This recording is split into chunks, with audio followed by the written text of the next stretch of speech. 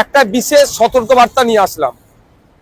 SIR এই সময়কালে special intensive revision, যাকে আমরা এসআইআর বলছি সংক্ষিপ্ত আকারে, যে গণনা ফর্ম আছে, গণনা ফর্মে আমরা প্রত্যেককে ফোন নাম্বার দিতে হচ্ছে, কন্ট্যাক্ট নাম্বার দিতে হচ্ছে। এই সময় একদল কুচক্রীরা চক্রান্ত করছে, সাধারণ মানুষকে ওটিপি চাইছে, চেয়ে তার ব্যাংক ব্যালেন্স খালি করে দেওয়ার একটা চক্রান্ত চালাচ্ছে। এ ধরনের ঘটনা দু একটি ঘটেছে।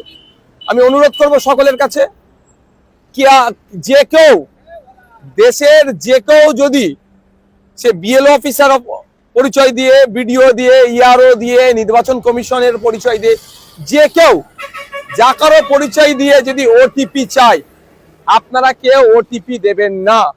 ওটিপি ওয়ান টাইম পাসওয়ার্ড, অর্থাৎ আপনার ফোনে আসবে আর বলবে যে আপনার হয়তো ফর্ম আপডেট করতে হবে, আপনার কাছে 4টে ডিজিট নাম্বার কি 6টা ডিজিট 4টে ডিজিট নাম্বার গিয়েছে, ওটা বলুন, আপনার ফর্মটা ইন্টারনেটে আপলোড হবে। এই ধরনের গল্প শোনাতে পারে।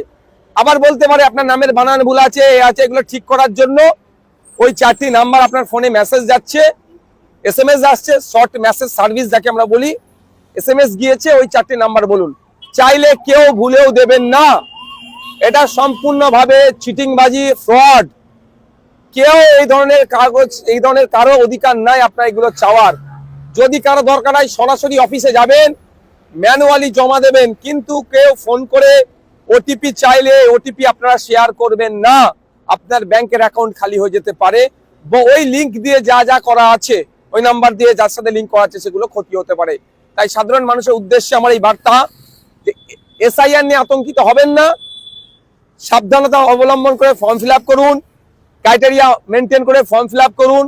সাথে সাথে যেটা আমাদের কাছে খবর এসেছে যে এই ওটিপি চেয়ে অনেকে মানুষকে ক্ষতিগ্রস্ত করছে কিছু দুষ্কৃতীরা, এই সুযোগটা কাজে লাগাচ্ছে।